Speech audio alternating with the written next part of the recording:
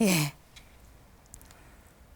몇 분의 이런 제속 프란스칸 소개하고 나니까 갑자기 저의 삶이 부끄러워졌습니다.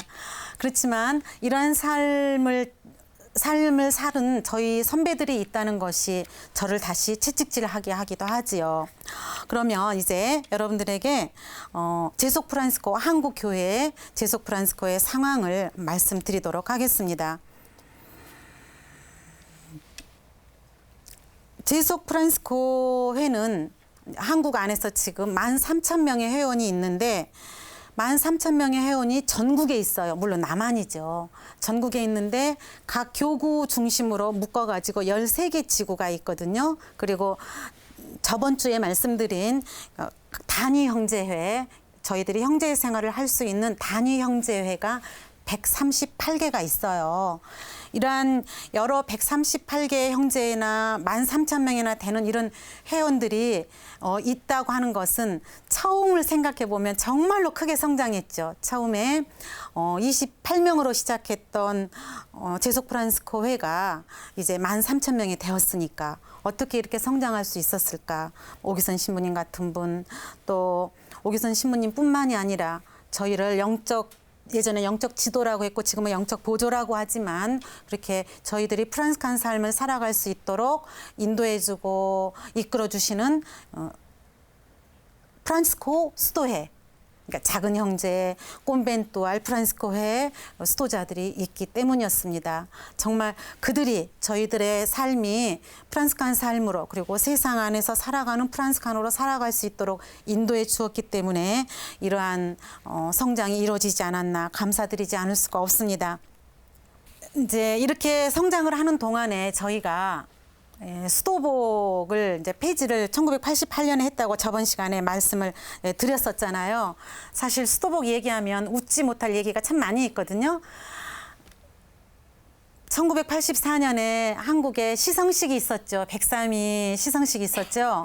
그리고 교황님께서 광주에도 오셨었어요. 그때는 제가 광주 교구에 있었을 때인데 그때는 이제 제속 프란스칸들에게 이 봉헌을 다 맡겼었어요. 맡겼는데 그땐 제가 20대 중반이었거든요. 20대 중반이었는데 그 사람들에게 이렇게 좀 초라해 보이게 하지 않으려고 립스틱을 바르고 저하고 같이 봉헌을 하려고 했던 언니뻘 되는 분도 살짝 립스틱을 발랐어요. 물론 안 바르신 분들도 있었거든요. 근데 이제 저희가 수도복을 입고 둘이 나란히 봉헌 바구니를 이렇게 들고 있는데 지나가는 신자들이 보더니 어머 요새는 수녀님들도 화장하나 봐 이러시는 거예요.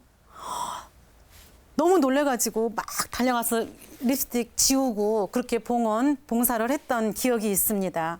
그뿐만이 아니라 1980년대까지만 해도 한국교회 안에서 저희 제속 프란스칸들에게 어떤 큰 행사가 있을 때는 이렇게 자리를 마련해 주고는 했어요. 지금은 그렇게 하지는 않지만 그런 것들을 생각해 보면 교회가 제속 프란스코회에 거는 기대가 참 많았겠다. 초기 한국교회 안에서 초기 우리 선배 회원들의 모습이라든가 그리고 또 다시 그 이후에 있는 우리 프란스칸들의 삶이 교회에 큰 힘이 되었고 희망을 주고 있었구나 그걸 알 수가 있는 것이죠. 그래서 이번에는 한국 교회 안에서 현재 제속 프란스칸들이 어떤 일을 하고 있는지 한번 살펴보도록 하겠습니다. 여러분들도 궁금하세요? 네. 궁금하시죠? 한번 볼게요. 예. 맨 첫 번째로 노인 복지 사업을 들 수가 있는데 현재 전국에는 2개의 양로원을 운영하고 있어요. 서울지구 형제가 운영하고 있는 마석 글라라의 집 그리고 대전지구 형제가 운영하고 있는 대전 성심의 집이 있습니다. 여기에는 할머니들이 그 회원인 분도 있으시고 아닌 분도 있으시지만 할머니들이 공동체 생활을 하면서 노후를 보내고 계시고 한 번씩 방문할 때마다 얼마나 행복해하시고 또 얼마나 저희를 위해서 기도를 해주시는지 이러한 노인 복지 사업을 하고 있고요. 할머니들의 모습이에요. 서울과 대전의 모습입니다. 다음으로 이제 여러분들께 소개를 해드릴 것은 해외 선교 사업입니다. 제속 프란스코 회가 해외 선교 사업도 한다고요? 여러분들이 너무 지금 믿을 수 없네 하는 그런 표정이시네요. 한번 볼까요? 예. 필리핀의 세부에서 침술로 의료 사업을 하셨던, 의료 행위로서 선교 사업을 하셨던 형제님의 모습입니다. 타오 십자가 보이시지요? 항상 저렇게 타오 십자가를 걸고 가난하고 소외된 이들 가운데에서 이렇게 침술을 했는데, 여기에는 침술로 하는 것이 우리에게는 그렇게 막 굉장히 큰 의미로 다가오지 않지만, 필리핀에서 이 선교사가 있던 곳은 정말로 만물박사와 같이 생각을 했어요. 그래서 어떠한 한 자매는 이제 말이 어눌해 가지고 이렇게 눈이 안 보이고 말이 어눌해서 아무리 병원을 다녀도 이걸 해낼 길이 없더래요. 그런데 이분을 소개받았어요. 소개받아 가지고 이제 이분에게 치료를 받기 시작했는데 침술로 나았어요. 그러자 이분이, 이 젊은 자매가 수도자가 되었던 것입니다. 이런 일은 너무 많이 있지만 이분의 일을 다 얘기할 수 없어서 여기서 그치게 되는 것이 아쉽습니다. 지금은 여기 침술을 놓고 있는 자매님은, 뜸을 놓고 있는 자매님은 그분의 부인인데 지금은 고인이 되셨어요. 하늘나라에서 제속 프란스카노로 살면서 저희들을 위해서 기도하고 계시지 않을까. 지금 침수를 하고 있는 모습이죠. 그리고 또 한 가지 다른 분을 한번 소개해 드릴게요. 제속 프란스칸 선교사로 파견받아서 중국의 그 화룡시에 양로 사업을 벌이고 있는 형제가 있습니다. 물론 이분을 후원해 주는 분도 많지만 제속 프란스코 회에서는 이 양로 사업이 잘 될 수 있도록 적극적인 후원을 했고, 또 이분은 이런 양로 사업뿐만이 아니라 장학 사업이라든지 또 이렇게 환경 운동이라든지 제속 프란스칸으로 파견받아서 중국에 가서 정말 자기의 모든 삶을 봉헌하고 있는 그런 해외 선교사가 계셔요. 그뿐만이 아니라 단기 선교사, 해외 단기 선교사도 계시고, 또 앞으로 계속해서 제속 프란스코 회 안에서 해외 선교사 파견을 할 수 있도록 이렇게 계획을 가지고 있습니다. 여러분들이 지금 조금 진짠가 하는 그런 믿지 못하는 표정이신 것 같아요. 그리고 이제 우리 중국 북한 동포들, 북한 탈출해가지고 한국으로 들어온 세터민들 봉사를 하고 있는데, 이런 세터민 봉사는 작은 형제에 사고 있는 한우리 후원회를 통해서도 하지만 이렇게 개인적으로도 이런 일을 하고 있습니다. 지금 세터민들 과외 공부하고 있는데, 우리나라가 워낙에 교육률이 높다 보니까 세터민들이 오면은 적응하기가 힘든 거예요, 이 공부가. 그래서 제속 프란스코 회원들이 개별적으로 또는 형제 안에서 세터민들이 한국 사회 안에서 적응할 수 있도록 도와주고 있습니다. 뿐만 아니라 이제 무료 급식소 운영도 하고요, 노숙자 봉사도 많이 하고 있는데, 무료 급식소 운영은 포항에서도 하고요, 또 서울에서도 이렇게 주기적으로 하고 있고, 포항 같은 데는 아예 형제회에서 계속해서 하고 있어요. 그리고 또한 부산 같은 데서는 이렇게 노숙자들 점심을 해주고 있죠.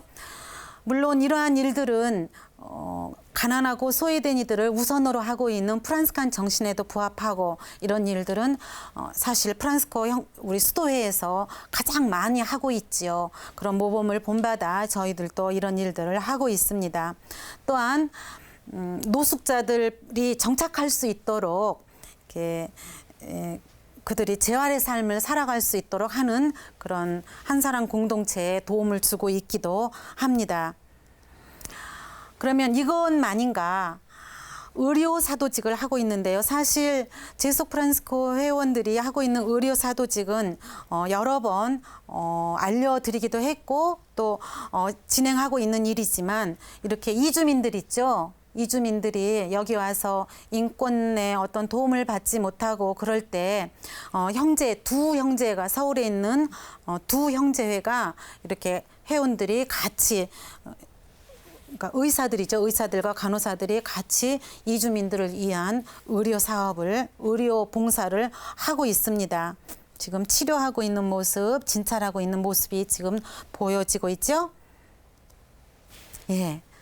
이제 여러분들에게 또 한 가지 말씀드리고 싶은 건 정평창보 활동인데요. 사실 정의 평화 창조 질서 보존이라는 엄청난 큰 어떠한 활동을 담당자 하나가 해낼 수 있는 일은 아니에요. 그렇지만 정평창보 활동은 저희들의 삶의 열매이기도 하고 또한 현 회칙이 가지고 있는 사회와 교회 속으로 들어가는 그러한 모습이기도 합니다. 몇 년 전 서해안에 기름띠가 서해안을 덮었을 때 주기적으로 몇 달을 계속해서 이렇게 제속 프란스칸들이 기름띠를 제거를 하는 일을 했고요. 4대강 사업을 지키기 위해서, 4대강을 지키기 위해서 여러 가지 4대강의 그 환경 보존을 위한 일들을 하기도 했습니다. 이렇게 지금까지는 활동에 대한 말씀을 드렸는데 이렇게 하다가 보니까 제속 프란스 교회가 활동하는 회의인가?